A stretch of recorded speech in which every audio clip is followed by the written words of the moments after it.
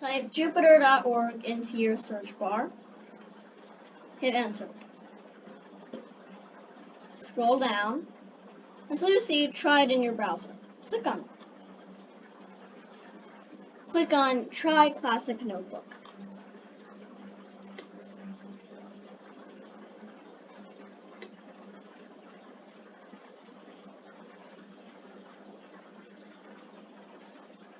Then, when you reach the Welcome to Jupyter page, click File